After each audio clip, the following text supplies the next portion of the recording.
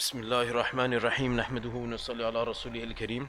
We see a couple of brothers here for the first time. It's okay. Every episode is a continuation of the previous one. But this is the 6th year of the Hijrah. 6th year after Rasulullah sallallahu alayhi wasallam and the Sahaba radiallahu anhum have migrated from Mecca to Madinatul Munawwara. And now, specifically, for the last few episodes, the last couple of weeks, we've been talking about a very great, important event in the history of Islam known as Umratul-Hudaybiyyah. A quick review or a recap of what we've discussed until now. The Prophet ﷺ sees a dream of him and 1400 Sahaba radiallahu anhum performing Umrah of Baytullah. Rasulullah ﷺ's dream is obviously divine revelation. He is the Prophet of Allah. Rasulullah ﷺ shares this dream with the Sahaba. The Sahaba overwhelmed with joy. They're extremely happy. After 6 years we get to go back to our homes. Nevertheless, they begin their journey, they march out, they come to a place called Hudaybiyah. Their access is denied by the disbelievers, by the kuffar of Mecca. They come to meet them halfway there, and they begin to negotiate terms with them. A truce is drawn out. A negotiation begins between the two parties. What is it? One, they're not allowed to perform Umrah regardless. Number two, they will only be allowed to come next year to perform the Umrah, and when they do, for a period of 3 days alone. Number three, there will be peace between us, the Muslims, and between the disbelievers of Mecca for 10 years, no engaging in hostilities or war. Number four, anybody who leaves, the Meccans to join the Muslims in Medina will have to be returned. But anybody who leaves the Muslims to join the disbelievers in Mecca will not be returned. So, a very one-sided, to a certain extent, clause in this treaty. Any party, any other tribe from the entire peninsula that wishes to join forces, become allies with either the Muslims or the disbelievers is free to do so. There will be no deceit, no betrayal, no anything of that sort between these two, the Muslims and the non-Muslims of Mecca. The treaty is written. Ali radiallahu anhu was asked by Rasulullah sallallahu alayhi wa sallam. We spoke about this in detail over the last couple of weeks. Immediately after the treaty is concluded, signed by Abu Bakr wa Umar wa Uthman wa Ali wa Sa'd ibn Abi Waqas, Abu Ubaidah ibn al-Jarrah, Abdurrahman ibn Auf radiyallahu anhum ajma'een. These are the great predecessors, the Sahaba, who signed on behalf of the Muslims. On behalf of the disbelievers, a man by the name of Mikraz ibn Hafs, number one, and number two, another disbeliever by the name of Huwaytib ibn Abd al-Uzza. These two sign as witnesses when this treaty is concluded on behalf of the disbelievers. The treaty is now concluded. What happens after? That's today. What incidents, what little events follow after the treaty has been signed? Rasulullah sallallahu alayhi wasallam and the Muslims had with them sacrificial animals. They had camels with them that they intended on sacrificing. This journey that they have come out, they've embarked on, has absolutely nothing to do with war. They have nothing with them with which they can even go to war. They have small little knives, or little swords, which people, travelers, they carry with them all the time. That was the norm. It was the custom of that day. So they have with them animals. And these are animals that they intended on making qurbani of. So these animals, Rasulullah sallallahu alaihi wasallam is now encouraging with words the Sahaba radiallahu anhum to make qurbani of them and to begin the halaq of their hair. And in case we ever forget what Umrah is, just remember this. T-H-I-S. Tawaf, 7 times, circumambulation of the Ka'batullah Sharifah for T. H, halaq, the shaving of the head. Rasul sallallahu alaihi wasallam made dua for them thrice. And if you want to trim your hair because you love it more, ma'adallah, excuse me, but if you love your hair more than the dua of Rasulullah sallallahu alaihi wasallam, you only want to trim it, you get the dua once, which is still great, but it's not as great as 3. So that H is for halaq, I is for ihram, the state that a person is in. Well, we know the 2 pieces of cloth, it's actually a state that a person is in. And S is for sa'i, 7 times between Safa and Marwa. That is Umrah, complete. Remember this.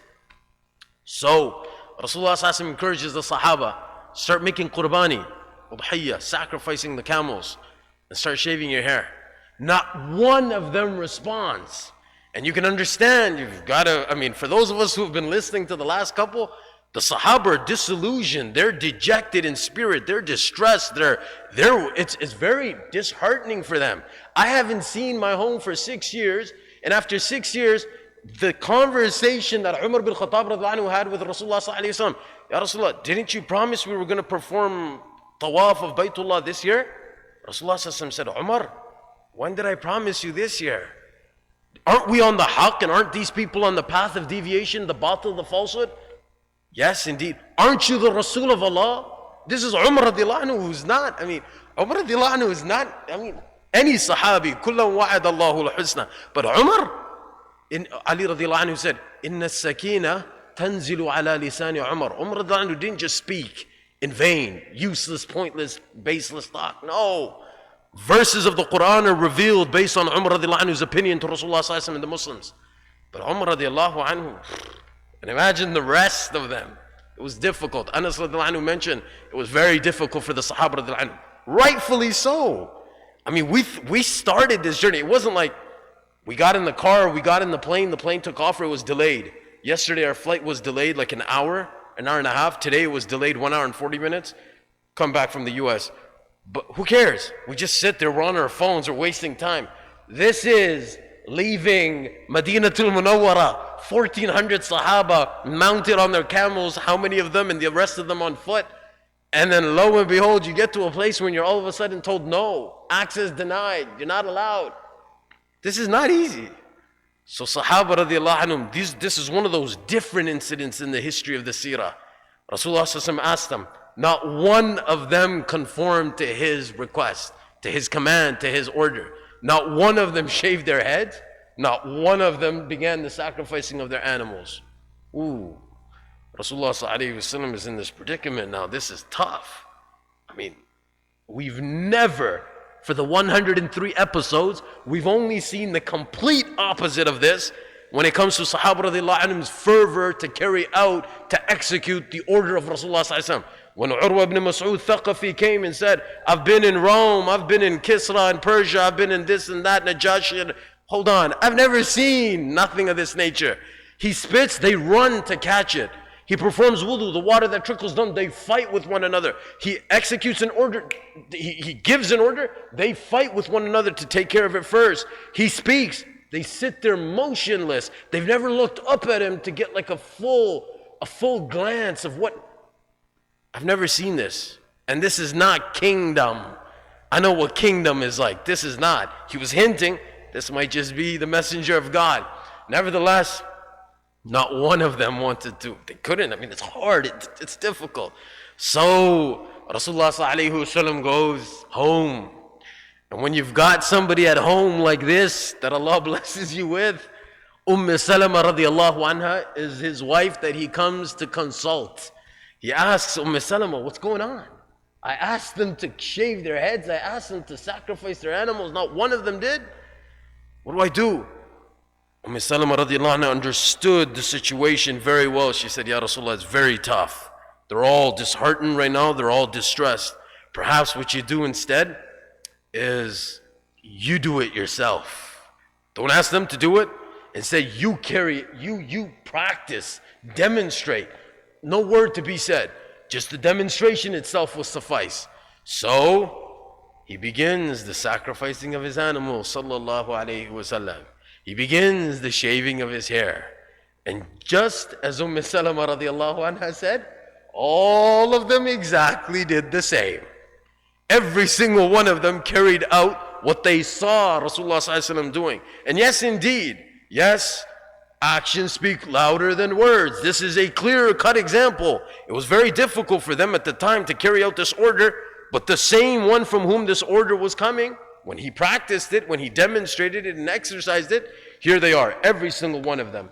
Nevertheless, this opinion that was given by Salama radhiyallahu anha is similar to that opinion that was given by the daughter of Shoaib alayhi salam when the two of the sisters went, the two daughters of Shoaib alayhi salam, to fetch some water for their home, and they saw Al-Qawiyyul Amin, this strong man, this trustworthy man. Allah had blessed him. Musa alayhi salam was tall, dark, handsome, and super strong. He gave that man one KO. He put him to sleep for good. Musa alayhi salam was there and he sees the men were being very unfair and unjust to these women, and they purposely like covered the hole with the rocks to make sure they didn't have any access to the water. He said no, he came, he moved it aside, he got whatever they needed. So they went home, they said, Daddy, you know, maybe you should probably consider hiring this man. He was awesome. I mean, I'm paraphrasing. You know, why not? You probably should hire him. This is called, Umar radiallahu anhu had this woman had this, Salama radiallahu anha in this incident showed this. Farsightedness, but there's a different word for it in English as well. They observe, they assess the situation based on what they see apparently, they make a judgment. They saw Musa alayhi salam, they didn't know who he was, they didn't know he was the messenger of God, they didn't know this, they knew nothing. They just saw and they said, you know, we should probably hire him. He was hired for 10 years, 8 years, 2 years plus tax, and then got married to the daughter of Shoaib alayhi salam. Nevertheless, a very great woman, give great, Allah has blessed them with wisdom, they give great opinions. So, 2 weeks later, Rasulullah sallallahu alayhi wasallam, after all of this happens, Rasulullah sallallahu alayhi wasallam and the Muslims would decide to return to Madinatul Munawwara. They returned to Madinatul Munawwara on their way from Medina to Makkah, on their way back to Medina from where they had left. Allah reveals Suratul Fath. Surah, the chapter of the conquest, the chapter of victory. Hold on, you've been denied access, you've been told you're not allowed to, and when you do come back next year, 3 days is all you've been given. If anybody leaves them to you, you better return them. If any one of you leaves to them, they're not going to be returned. And Allah just revealed the conquest, Al-Fath, the victory. So Sahaba radiallahu anhum, Imam Zuhri rahimahullah, in Fath al-Bari, Hafidh ibn Hajar rahimahullah, he's mentioned narrations there. Sahaba did not understand, they could not perceive, they could not fathom, how is this a conquest? You just literally, I mean, to us it would seem like defeat, but to Allah this was a victory. And what a victory! I never understood myself for a very long time, frankly. But Hafidh ibn Hajar rahimahullah has written this in Fath al-Bari, arguably the greatest commentary on Sahih Bukhari. He's mentioned the amount of people that embraced Islam after this incident, the Sulh of Hudaybiyyah, the Treaty of Hudaybiyyah, this incident in the history of the Seerah, until Fath Makkah, just 2 years. The amount of people that embraced Islam in this period of 2 years was more than the amount that has embraced Islam from the beginning of Nubuwwah until this incident. This was indeed an eminent victory. Sahaba didn't understand. To them it seemed like they were defeated. But to Allah subhanahu wa ta'ala, so Allah reveals, this is open victory. Allah subhanahu wa ta'ala, they're returning to Madinatul Munawwara, Allah subhanahu wa ta'ala reveals this surah. Rasulullah sallallahu alaihi wasallam assembles all of the Sahaba, 1,400 in number, and Rasulullah sallallahu alaihi wasallam himself begins to read the entire chapter from one end to the other to the Sahaba radiallahu anhum. And now you can imagine emotions, feelings. Oh, wait, how though?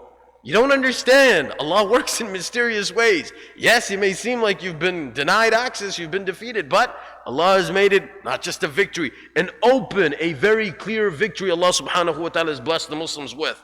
So, Sahaba radiallahu anhum asked, their curiosity, Ridwanullahi ta'ala alayhim ajma'in, may Allah bless them. They said, Ya Rasulullah, is this really a victory? Like, we don't seem to understand. Rasulullah said, وَالَّذِي نَفْسُ مُحَمَّدٍ بِيَدِهِ, I swear by the being in whose hands is the life of mine, of Muhammad sallallahu alayhi wa sallam. This is undoubtedly an open victory. What he knows, what he understands, obviously the Sahaba don't, and let alone people that came 1,400 years later think they do. No. So Sahaba radiallahu anhum are curious. We don't seem to, yes, you don't worry. This is indeed an open victory from Allah subhanahu wa ta'ala. Now Imam Zuhri rahimahullah has mentioned some amazing points to describe what type of victory this was. Number one, until now, they didn't mingle with the others. The Muslims weren't allowed to mingle with the disbelievers because there was no mutual peace between the two. There was hostility. This hostility is gone now. Now there's going to be peace. This is part of the deal, that for 10 years we're going to have to maintain peace. Okay, peace it is. Allah has declared that we're victorious, and with you, you're going to have to maintain peace with us. Wonderful and excellent. What else? That those who until now were afraid to openly, freely expose their Islam, now they began to do so. They were scared for many, many years, even in Madinatul Munawwar or in Makkah. In Makkah, they were being tortured, mercilessly persecuted. They didn't have the audacity, the bravery. Now Allah subhanahu wa ta'ala made it easy for them. And this tension, this animosity or this hatred that was there between, this is so slowly going to start to diminish and decrease until inshallah it's going to be just in a couple of years from now, it's going to be gone. And they were able to speak openly about Islam, not just speaking about Islam. Like today, where was it today? We were at the airport and one of the brothers took the name of the Taliban. I looked at him, I said, brother, wait. Oh, sorry, not today. Last night in the US. We were in Oklahoma last night, Isha Salah. So the president came and he started talking about, I said, my friend, we don't talk about this stuff in Canada. You're in the US for Allah's sake and you just said it open. He said, well, it is what it is. I said, okay, anyways, we don't talk politics here, but I'm just mentioning. Now they were able to, the Sahaba radiallahu anhum, we talk about Islam. When Umar radiallahu anhu made hijrah, I'm making hijrah. Anybody dare try to stop me, your mom will cry over you, she'll wail and lament over you, your child will become an orphan and your wife will become a widow. Come, I'll see you outside. These are almost verbatim the words of Umar ibn Khattab radiallahu anhu. And now 6 years later after the hijrah has been made, oh boy, not only do they discuss Islam openly, they begin to debate. They sit down and they're having debates inside of the Allahu Akbar. Allah is opening it. Allah is making it clear to them what an open victory this is that Allah has blessed the Muslims with. And for the first time, many people began to hear the recitation of the Holy Quran. For the first time. And this, in turn, brought so many people, inspired and incited so many people to enter the fold of Islam. And again, the ulama mentioned, Imam Zuhri rahimahullah mentioned this, so many people entered the fold of Islam from this incident onwards until the conquest of Makkah, a mere 2 years, less than 2 years, more than the entire number of Muslims that have entered Islam from the time of Nubuwwah, from the time Rasulullah has been commissioned with Nubuwwah, with prophethood, until this incident. When Allah said this was a victory, yes, you weren't allowed into Makkah. Yes, they put these crazy clauses and terms in front of you.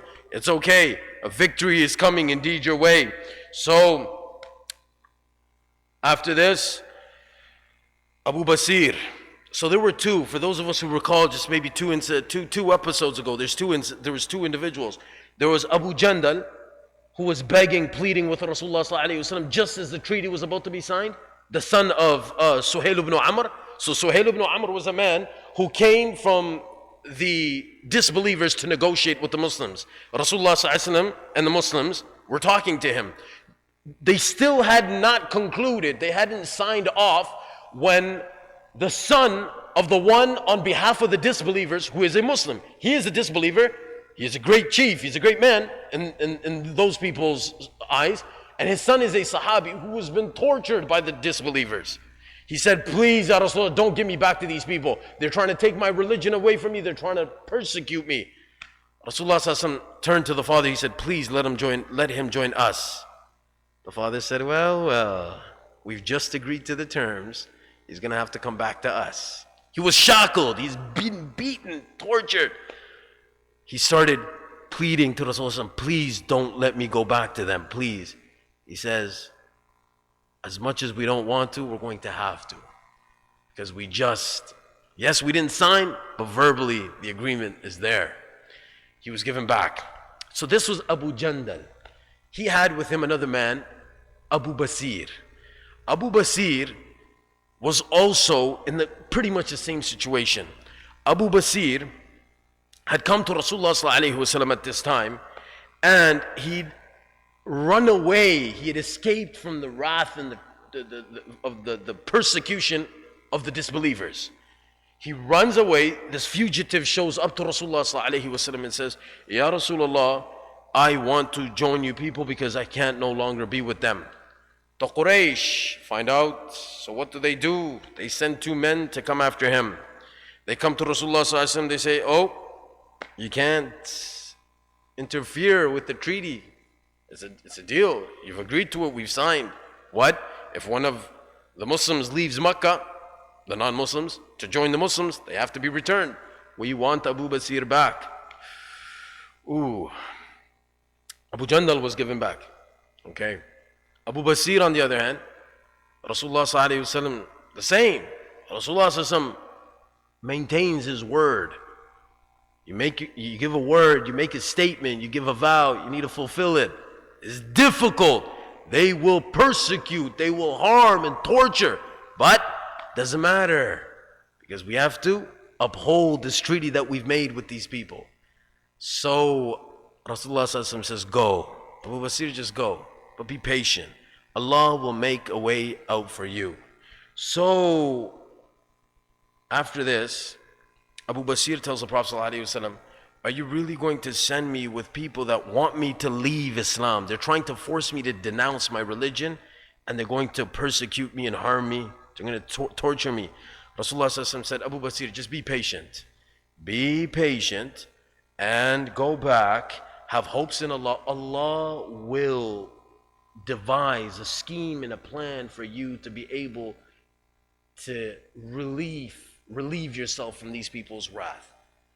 So Abu Basir has to go with these two men that have come from the Quraysh. But Abu Basir wasn't just going to go like that. He goes with them. They travel, they come to a spot to stop. When they stop, they want to relieve themselves, they want to take some rest, and they want to eat some dates. Abu Basir takes this opportunity. Some of us already know, we can imagine what's about to happen. So Abu Basir says to one of them, this sword that you have, oh my goodness, it's so beautiful. What a beautiful sword you have in your possession. He says, indeed, it's a very beautiful sword. He starts bragging about his own sword. He says, this sword is very beautiful. He takes it out of its sheath, its cover, and he says, oh, I've tried it and tested it on many people, and it's wonderful. Abu Basir says, would you be kind enough to let me have a look at it? He says, of course, indeed, why not? The Qurayshi gives the sword to Abu Basir radiallahu anhu, and with one blow, he kills the owner. He's dead. When the second Qurayshi man sees this, he runs. Says, whoa, what happened? I'm probably next. Where does he go? He comes to Medina. To who? The Qurayshi disbeliever comes to Rasulullah sallallahu alaihi wasallam to complain.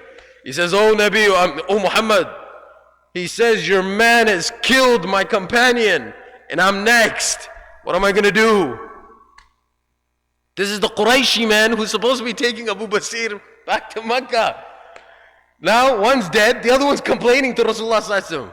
A little while later, Abu Basir shows up. He's got blood on his hands, but he shows up. Shows up to Rasulullah sallallahu alaihi wasallam, and he sees Rasulullah sallallahu alaihi wasallam, and he tells Rasulullah sallallahu alaihi wasallam, he says, Ya Rasulullah, Allah has fulfilled your end of the deal that you had made with them. Your job, the word that you had given, was to return me to them. You returned me to them. After that, I was no longer in your custody. Whatever I did, I was bound to, that's on me. You didn't ask me. It wasn't your order that I carried out and I did what I did. This is me doing what I did. He tells us to Rasulullah sallallahu alaihi wasallam. He says, you handed me over to them, Allah released me. Now you know, if I have to go back to Mecca with these people, they're going to force me to leave my religion, and then I have no other option. I had to do this. I'm not leaving Islam. Rasulullah says, oh Abu Basir, it looks like you're asking for a lot of trouble if you have other people with you as well. Rasulullah just made mention. He doesn't know. Abu Basir is by himself until now. He's a one-man team. He's taking out people. But Rasulullah said, if he has others with him, he's asking for trouble. This is what Rasulullah mentioned. So Abu Basir, he realizes after this statement is made by Rasulullah that perhaps I might just have to leave and do my own thing. Because if I stay here, I will be handed over back to the kuffar, because Rasulullah will definitely uphold his word. So it's probably better for me to just go do my own thing on my own. He leaves. And he goes, settles in a region by the coast. And this is a place where he lays in ambush. He waits where all the Qurayshi caravans are passing by. He layways them. He robs them. He loots them. If he can get his hands on any of the captured assets, any of the booty, the spoils, he makes nice use of them too. People started to find out about this. Hey, Abu Basir's gang. So all these Muslims that have been tortured and persecuted, they said, let's go join the club. Whose club? Abu Basir's club. What do? This is what they do. They rob and loot the Qurayshi caravans that have left no turn in persecuting and torturing us. He says, wow, let's go do this. Okay, 1 joined, 2 joined, 3 joined. According to one narration, 70 people instantly joined this gang. According to another narration, 300 people joined this gang. Who? Abu Jandal, the one who begged Rasulullah sallallahu alaihi wasallam, we just told you about, to let me join the Muslims. Rasulullah sallallahu alaihi wasallam said, I'm sorry, I have to give you back. Suhail ibn Amr's son, he's like, okay, I'm just going to join them too. 300 of these people. There's no way any caravan is going to make it safe. When they realize this is what's happening, every caravan that goes by, they come back robbed, empty-handed. They came begging Rasulullah sallallahu alaihi wasallam. They said that clause, that term that we had in the treaty, that if any one of your people leaves us to join you, you have to return them. Please don't return them anymore. You keep them. They're all yours. You keep them. You do what you have to do. Rasulullah sallallahu alaihi wasallam said, sure. That clause was then removed. That term was no longer a part of the treaty. They asked, they put the term in, they came begging Rasulullah sallallahu alaihi wasallam to remove this. So, after this, what happens? Nabi sallallahu alaihi wasallam wrote a letter to Abu Basir. But by the time this letter reached Abu Basir radiyallahu anhu, Abu Basir radiyallahu anhu was already about to leave this world. This letter reached him, the letter that had been addressed to him, written to him by Rasulullah sallallahu alaihi wasallam, and he was so very elated and happy. Rasulullah sallallahu alaihi wasallam wrote a letter to me. They're separate. They're not together right now. But Rasulullah sallallahu alaihi wasallam knew what was going on. So he writes this letter to him. He knows this is the ringleader, the gang master, the head of the gang. He writes him a letter. Abu Basir is overwhelmed with joy, but he's about to leave the world. He's reading this letter. He's reading and he's happy and he's reading until he breathed his last. One narration, it was in his hands. The other narration, he died with the letter of Rasulullah sallallahu alaihi wasallam on his chest. Very simple. He must have been reading it and his hands were on his chest. This is how he breathed. Imagine. Some of our friends or scholars said, we have my teacher's topi or my teacher's. You had the letter that was written by Rasulullah sallallahu alaihi wasallam on your chest when you left this world. Allahu Akbar. Nevertheless, his partner in crime, Abu Jandal radiyallahu anhu, he prepared his janazah, shrouded him in the coffin, took care of his burial, everything was done. And then after this, Abu Jandal radiyallahu anhu, Abu Basir radiyallahu anhu has gone back to Allah. So Abu Jandal goes back to Medina Munawwara. Now, Abu Jandal's father, Suhail ibn Amr, he hears about the killing of one of those 2 Qurayshi men. That man that's been killed by Abu Basir radiyallahu anhu, who's passed away, that man actually belonged to the people of Suhail ibn Amr.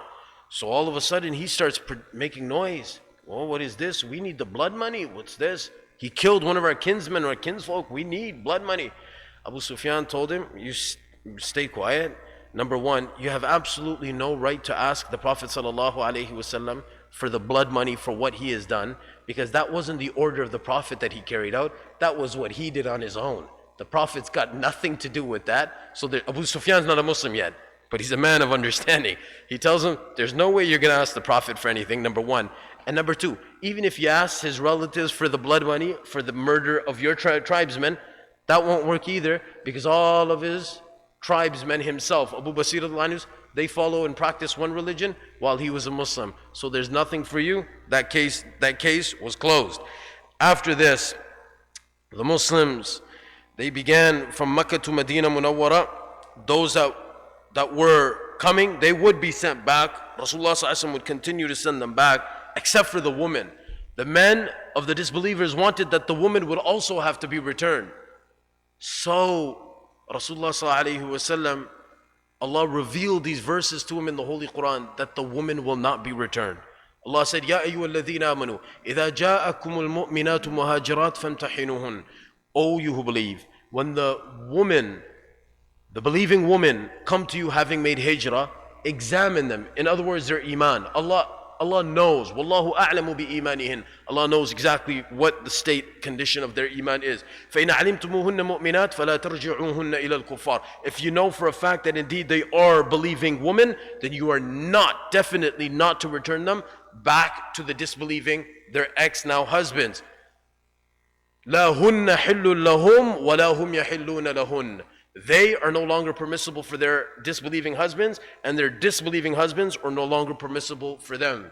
فَإِنْ عَلِمْتُمُوهُنَّ لَهُنَّ حِلٌّ لَهُمْ وَلَا هُمْ يَحِلُّونَ لَهُنَّ وَآتُوهُمْ مَا أَنْفَقُوا. The dowries that had been given by the disbelieving men to now their believing women, their wives, these dowries, the meher, the money that they give at the time of marriage, they must also be returned to them. Allah revealed this verse to Rasulullah ﷺ that the woman will not be returned. Those that come and make hijrah, that join the forces or the group of the Muslims, they will not be returned. And after, as a matter of fact, it's mentioned in the clauses of the treaty as well, that it was a man who leaves them to join the Muslims will have to be returned. It was clearly indicated. The word rajul was used as a term as the word in the term of the treaty itself. After this, the disbelievers had absolutely no choice. The woman would continue to remain with the Muslims. Inshallah, what happens next? We take out some points from this entire incident of the Treaty of Hudaybiyah. We'll continue on Tuesday. Jazakumullah khairan. Assalamu alaikum.